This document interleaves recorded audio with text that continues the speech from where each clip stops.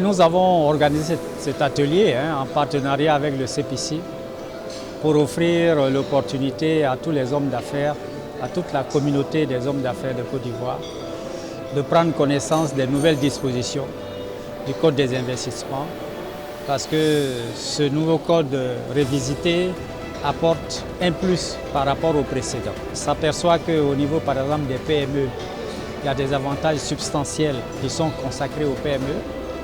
Et comme vous le savez, tout le monde appelle au développement des PME en Côte d'Ivoire.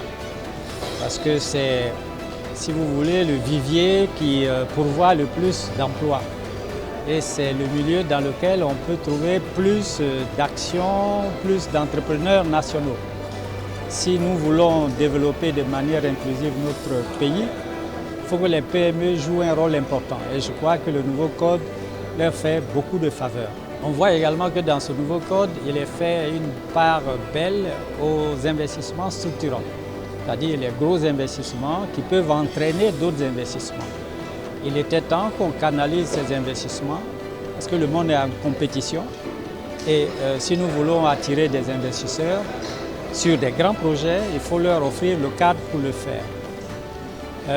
On s'aperçoit également que sur le champ des investissements verts, tout ce qui concourt à l'amélioration de l'environnement, ce sont des dispositions que le Code des investissements prend en charge. Donc c'est des grandes avancées par rapport à la succession des codes qui ont vu le jour depuis 1965. Aujourd'hui, on est dans une étape nouvelle qui nous amène à nous aligner sur l'évolution économique du monde et sur les objectifs du PND. Mais les exonérations restent toujours. L'exonération de TVA, l'exonération de tarifs douaniers sur les importations à la phase d'investissement.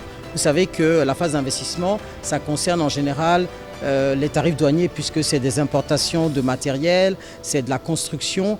Et donc le changement, c'est qu'avant, dans le code 2018, on avait 100% d'exonération, qu'on soit en catégorie 1, c'est-à-dire quand on fait de l'agro-industrie, de l'agriculture, quand on fait de l'hôtellerie à plus de 5 milliards, ou quand on est dans le secteur de la santé, on a des exonérations. Et donc dans ce cadre-là, les exonérations étaient de 100% de douane, mais aussi en catégorie 2, c'est-à-dire tout ce qui est autre activité éligible, comme de la logistique, comme de la formation, comme du manufacturier, c'était aussi 100%. Aujourd'hui, la douane, les tarifs douaniers sont toujours à 100% sur les catégories 1, donc l'industrie, l'agro-industrie, l'agriculture, la santé et le tourisme. Et maintenant, les tarifs douaniers sont de 50% maintenant en catégorie 2, donc tous les autres secteurs qui sont éligibles, comme je vous ai dit, comme manufacturier, logistique et tout. Ça, c'est vraiment le grand changement qui a été fait. Donc il y a 3 vraiment gros chapitres. Le premier, c'est la capacité financière de l'investisseur qui doit vraiment être prouvée.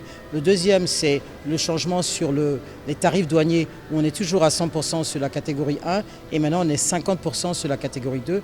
Et le troisième, c'est l'exclusion de certains secteurs d'activité qui ne sont pas aujourd'hui, qu'on considère qui n'ont pas une grande valeur ajoutée en termes de valeur ajoutée sur l'activité économique, mais surtout aussi des secteurs qui sont en overcapacity et donc ce n'est pas nécessaire, comme la cimenterie, aujourd'hui ce n'est pas nécessaire de donner des exonérations à des nouveaux cimentiers. Ça n'empêche pas les cimentiers de créer des cimenteries, d'avoir une autorisation pour créer une cimenterie. Mais l'État décide que ce n'est pas nécessaire d'accompagner un secteur qui a déjà qui est en overcapacité. Si vous êtes implanté dans Abidjan, l'exonération ou les crédits d'impôt sont de 5 ans. Si vous êtes dans une capitale d'une région, donc ce qu'on appelle chef-lieu de région, mais aussi on a rajouté Bassam et Bonois, puisque c'est des centres, c'est des grandes zones industrielles, vous avez droit à 10 ans. Et si vous êtes ailleurs, en dehors de ces 2 zones-là, vous avez 15 ans.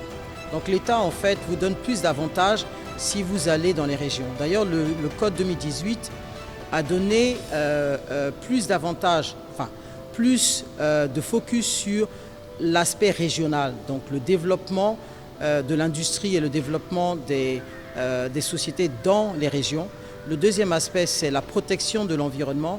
Et le troisième aspect, c'est le contenu local, où l'État donne des avantages additionnels. Si vous avez 80% de votre staff qui est ivoirien, donc on vous donne 2% en plus sur les crédits d'impôt. Si vous utilisez des PME locales à hauteur de 30%, des PME pour sous-traitance, vous avez aussi droit à 2%. Et si vous avez un partenaire ivoirien qui a au moins 25% de votre capital, vous avez encore 2%. Donc l'État vous donne 6% d'exonération en plus d'exonération que vous avez, des crédits d'impôt que vous avez, si vous appliquez ces éléments du contenu local.